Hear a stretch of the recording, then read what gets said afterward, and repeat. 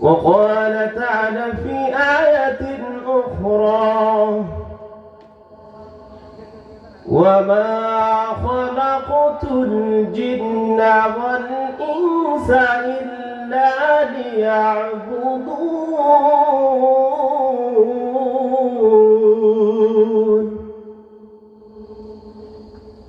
وقال رسول الله صلى الله عليه وسلم في شأن حديث حبيب تركت فيكم أمرين لن تضلوا ما تمسكتم بهما كتاب الله وسنة رسول. আলহামদুলিল্লাহ, শতবর্ষের ঐতিহ্যবাহী বৈশারেগাঁও কেন্দ্রীয় জামে মসজিদ কর্তৃক আয়োজিত বাৎসরিক তাফসীরুল কোরআন মাহফিল, মান্যবর সম্মানিত সভাপতি সাহেব, প্রধান অতিথি, বিশেষ অতিথি, যুগের শ্রেষ্ঠ সন্তান, নবীদের উত্তরসূরি ওলামায়ে হযরত, আমার সামনে উপস্থিত ইসলাম প্রিয় তৌহিদি জনতা, আল্লাহ তাআলার আশিকিন, জাকিরিন, শাকিরিন, দিনদার, দিনদরদি, মুত্তাকি, পরহেজগার,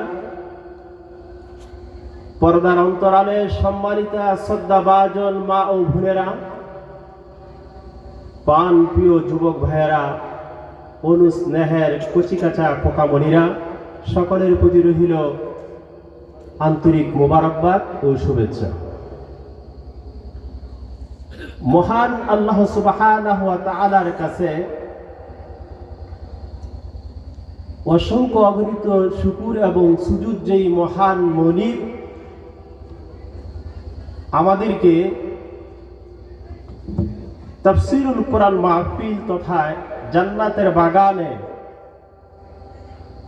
আসার, বসার, কিছু কথা বলা এবং শোনার মতন তৌফিক এনায়েত করেছেন। এজন্য সকলে অন্তর থেকে, অন্তরের অন্তরস্থল থেকে ইমানের আওয়াজ তুলে সুউচ্চ কণ্ঠে কালিমাতার শুকর আদায় করছি, বলেন আলহামদুলিল্লাহ। এই পৃথিবীর জমিন থেকে ৬,০০০ ফুট উপরে কোনো নেটওয়ার্ক কাজ করে না। আর মুমিন বান্দা যখন আল্লাহ তাআলার শুকরিয়া আদায় করে বলে আলহামদুলিল্লাহ, সঙ্গে সঙ্গে আল্লাহ তাআলার আরশ ওয়ালা পর্যন্ত পৌঁছে যায়।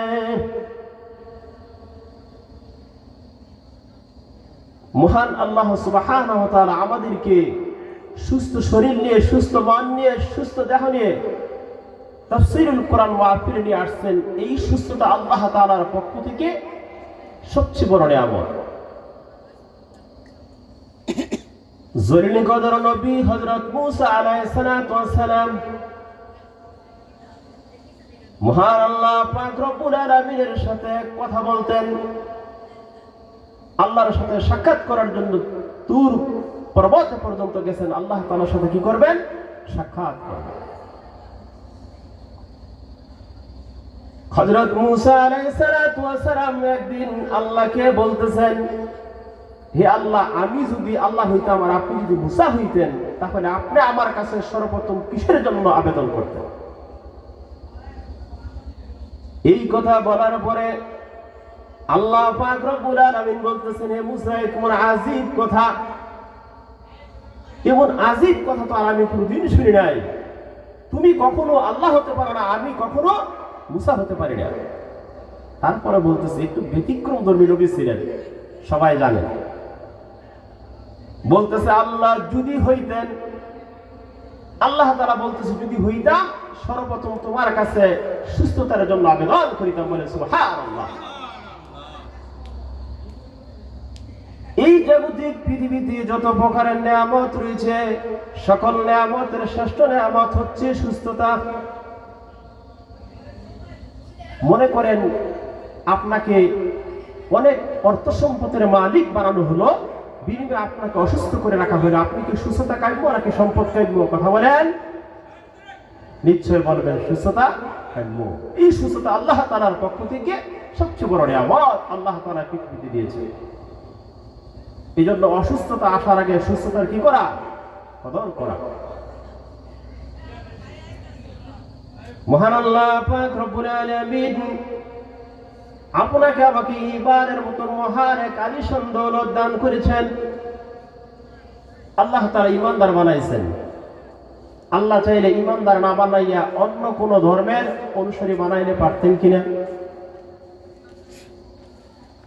ওইখান থেকে ইসলাম ধর্মে আসা আপনার আমার জন্য অনেক কঠিন হয়ে যেত। হয়তো আসতে পারতাম বা নাও পারতাম, সম্ভব হতো বা নাও হতো। মহান আল্লাহ পাক রব্বুল আলামিন দয়া করে মায়া করে আহসান করে আপনাকে আমাকে ঈমানের মতন মহান এক দৌলত দান করেছেন। এই ঈমানের দাম কত? ঈমান কি জিনিস? এই কথা বলি, মূল আলোচনায় প্রবেশ করতেছি ইনশাআল্লাহ। মহান আল্লাহ পাক রব্বুল আলামিন ঈমানদার বানাইছেন। এই ঈমানদারের দাম সম্পর্কে বিশ্ব নবী সাল্লাল্লাহু আলাইহি সাল্লাম হাদিসে বলেছেন, লা তাকুনুস সাআ হাত্তা ইউকালু ফিল আরদি আল্লাহু আল্লাহ।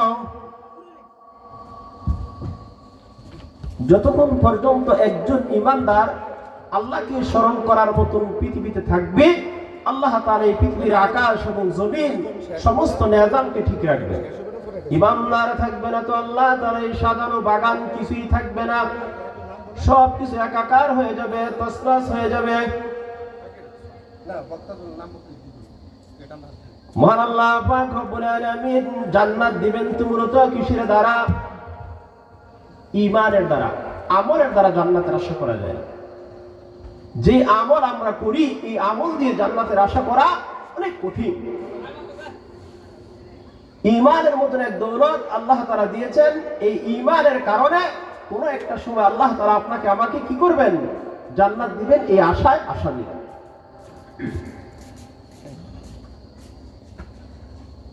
আল্লাহ তাআলা এই ঈমানদারদেরকে আল্লাহ তাআলা জান্নাত দিবেন। জান্নাত কাদেরকে দিবেন? ঈমানদারদেরকে।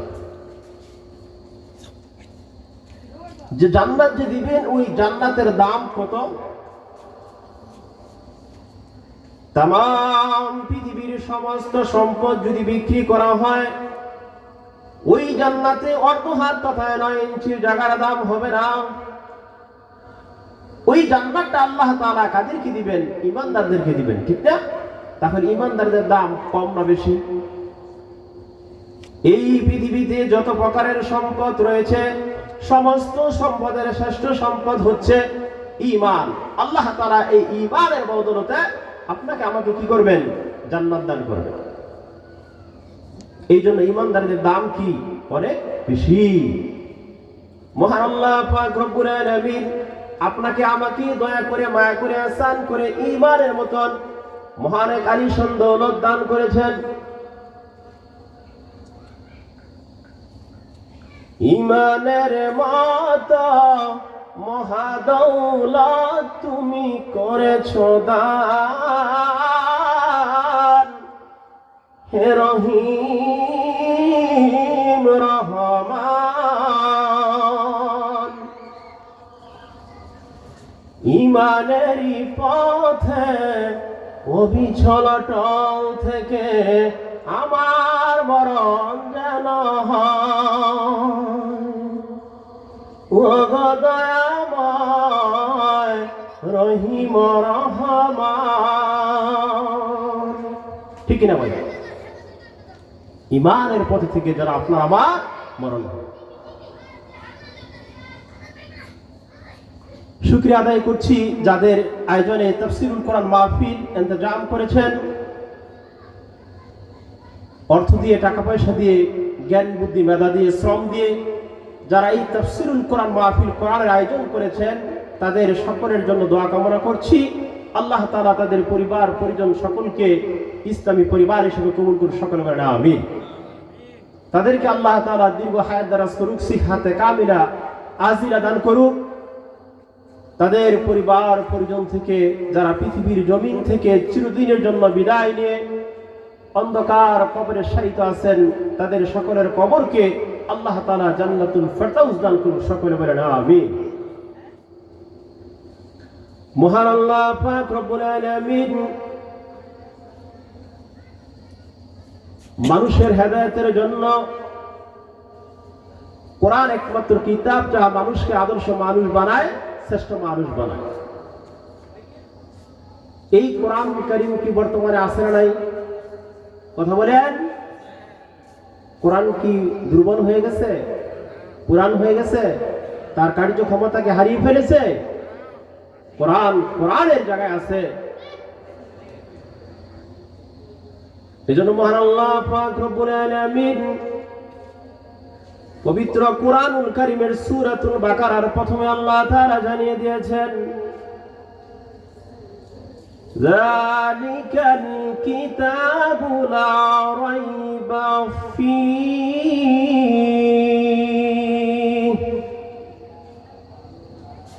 হুদাল লিল মুত্তাকিন।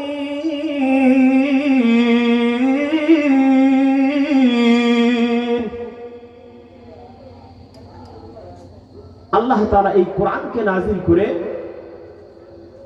সর্বপ্রথম চ্যালেঞ্জ করেছেন, আমি এমন এক কোরআন নাযিল করেছি যার মধ্যে কোনো সন্দেহ নাই, সন্দেহের কোনো অবকাশ নাই। এই পৃথিবীতে যত বড় বৈজ্ঞানিক বলেন, ইঞ্জিনিয়ার বলেন, ডাক্তার বলেন, ইতিহাসবেত্তা বলেন, রাইটার যে বই লেখে, সে বই লেখা প্রথমে একটা ভূমিকায় বলে, আমার এই ক্ষুদ্র জ্ঞানের দ্বারা বইটি প্রকাশিত হয়েছে, ভুল ত্রুটি হওয়া স্বাভাবিক, আপনারা ধরিয়ে দিলে আপনাদেরকে কৃতজ্ঞতার সহিত স্মরণ করব, পরবর্তী সংস্কারকের সময় এটা কি করব, পরিবর্তন করে দিব। কিন্তু আল্লাহ তাআলা এমন এক কালাম নাযিল করেছেন যেটা প্রথমে আল্লাহ তাআলা চ্যালেঞ্জ করেছেন। ওই কোরআনুল কারীম থেকে আলোচনা হবে, যেই কোরআন মানুষকে আদর্শ মানুষ বানায়, শ্রেষ্ঠ মানুষ বানায়। মহান আল্লাহ পাক রব্বুল আলামিন কোরআনুল কারীমের সূরাতুল মুমিনুন 115 নম্বর আয়াতে আল্লাহ তাআলা কি জানিয়ে দিয়েছেন, আফাহাসিবতুম আন্নামা খালাকনাকুম আবাসান ওয়া আন্নাকুম ইলাইনা লা তুরজাউন।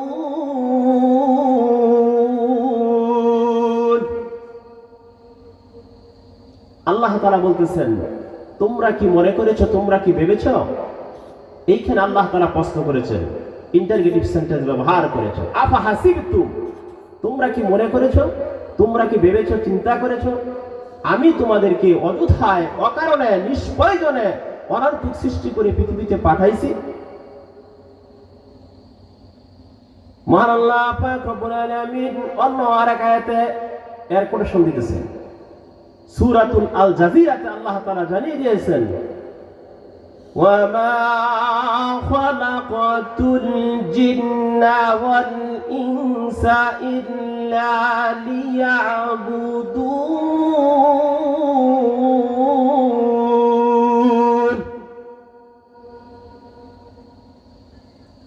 আমি এই পৃথিবীতে জিন এবং ইনসান এই দুইটা জাতিকে সৃষ্টি করেছি একমাত্র কেবলমাত্র শুধুমাত্র আমার দাসত্ব করার জন্য, আমার ইবাদত বন্দেগী করার জন্য। এই ইবাদত বন্দেগী বলতে আমরা কি বুঝি? যদি মনে করি মসজিদে আসলাম, নামাজ পড়লাম, রমজান মুবারক রোজা রাখলাম, হজ করলাম, যাকাত দিলাম, এরই নাম শুধু ইবাদত না। ইবাদত শব্দটি আব্দুন থেকে এসেছে, যার অর্থ দাসত্ব করা, গোলামি করা, নিজকে সঁপিয়ে দেওয়া ওই মাওলার জন্য। আপনার জীবন চলার পথ থেকে শুরু করে প্রত্যেকটা কাজ এবং কর্মে, আপনি চাকরি করতেছেন, ব্যবসা করতেছেন, কৃষি করতেছেন, সকল কাজ করবে আপনি আল্লাহ তাআলার হুকুম এবং বিশ্ব নবী সাল্লাল্লাহু আলাইহি সাল্লামের জীবন আদর্শ অনুসরণ করার নাম হচ্ছে ইবাদত। সহজে বুঝে আসছে? ইবাদত কাকে বলে?